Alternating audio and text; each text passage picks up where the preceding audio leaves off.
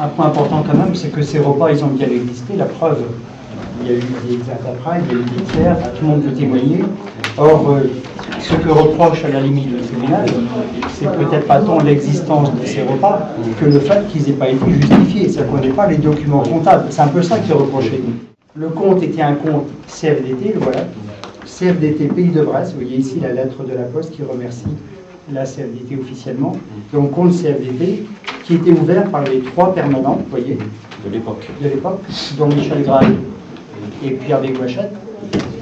Il n'a jamais eu de mission de gestion du compte, il a eu une mission de dépense du compte, puisque sa mission c'était de défendre les marins, mais pas de gestion, ce n'est pas un comptable. Donc à la limite de l'accusation, je dirais qu'elle se retourne moralement contre tout la CFDT qui n'a pas su assumer la comptabilité de ce compte marin. Enfin, de ce compte CFDT, Pays de Bresse. Oui, ce compte CFDT. Pas un compte marin. Non. De toute façon, là, manifestement, on se retrouve dans un grand dysfonctionnement de l'organisation.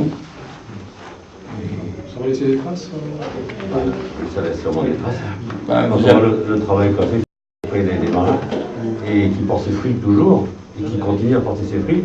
Après, c'est la CGT maintenant qui mène le combat avec les marins, alors que c'est la CGT qui a instruit toutes les actions des marins. Et on l'a encore vu récemment, puisqu'il y a eu un bateau où il y a eu des marins qui étaient en difficulté, et puis ben, effectivement, malheureusement, moi, mon grand regret,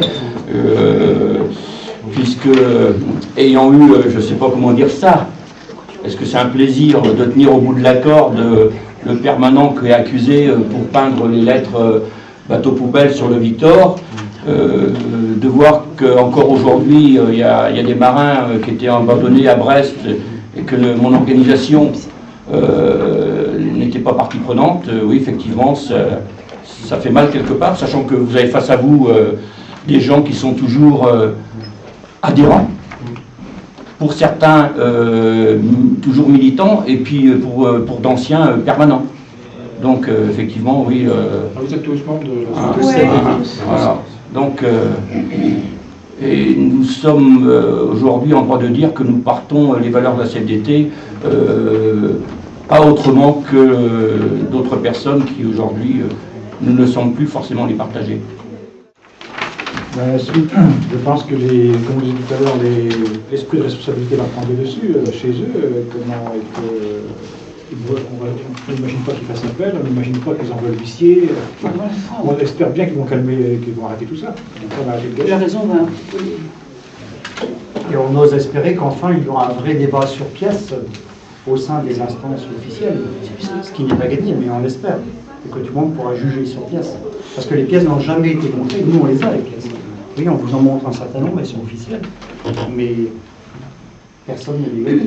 Et si Qui avait porté plainte l'Union Pays. C'est l'Union Pays. Oui, l'Union de Pays, ouais. L'Union de Pays de Brest.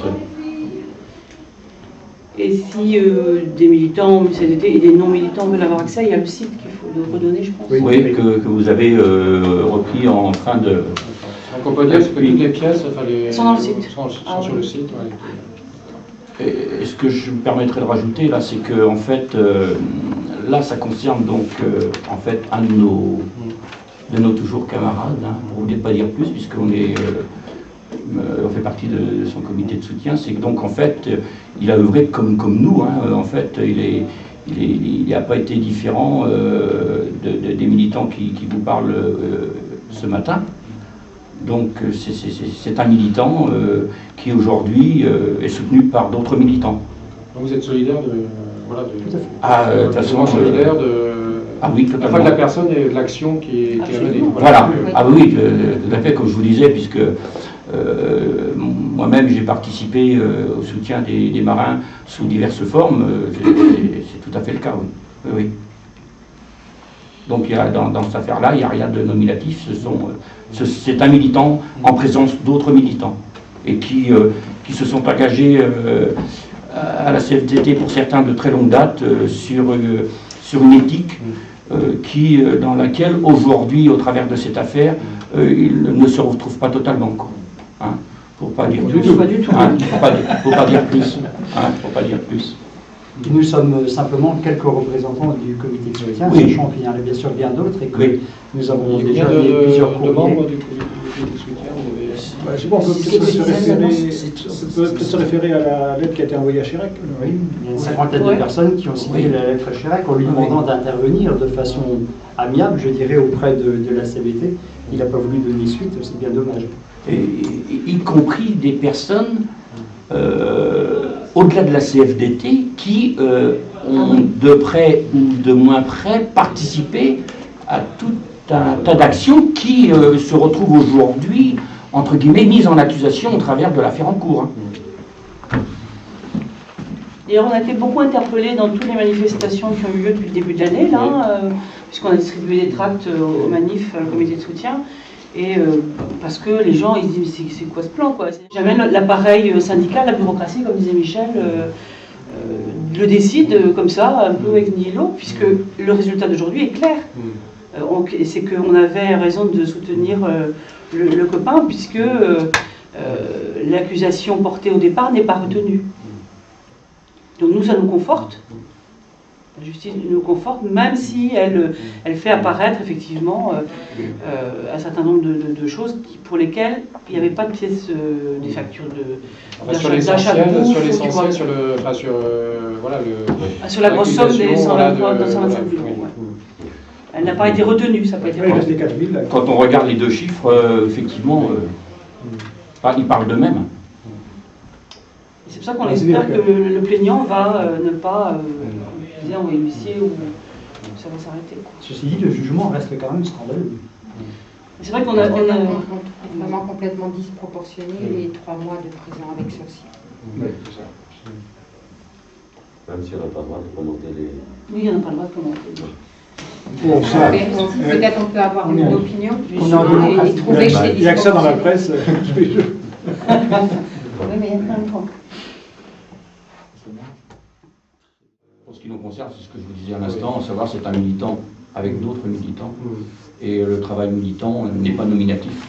On est des personnes qui, à un moment donné, s'engageons pour diverses raisons, défendre une certaine forme d'éthique, etc. Et en général, là-dessus, on n'est pas... Non, c'est vrai que donc sur cet anonymat, là, c'est vraiment. Parce que c'est vrai qu'il y a une condamnation, mais pour 4 000 euros, dont on peut penser, enfin, objectivement, qu'il y a des justificatifs. Donc c'est quand même bien. Sur le fond du dossier. Parce qu'il y a quand même un C'est truc- pas Parce non, que, parce que donc le procureur, au départ, avait estimé qu'il y avait matière... voilà. Et d'ailleurs, je pense que cette affaire aurait dû. Il y a eu un appel. La cour d'appel, à un moment, a été sollicitée pour.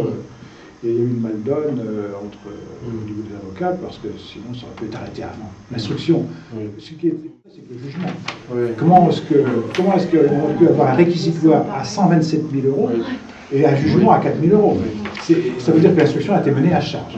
Et n'aurait jamais dû aller jusqu'à l'affaire. Parce que sans reprendre ce qui était dit tout à l'heure, donc il y a des sommes qui étaient versées par l'État, dont les destinataires finaux, c'était les marins, et donc eux, ils sont rentrés chez eux, ils ont été... ils ont eu ce qu'ils ont... Oui, effectivement, ils ont été défaillis de tout ce qui leur était dû.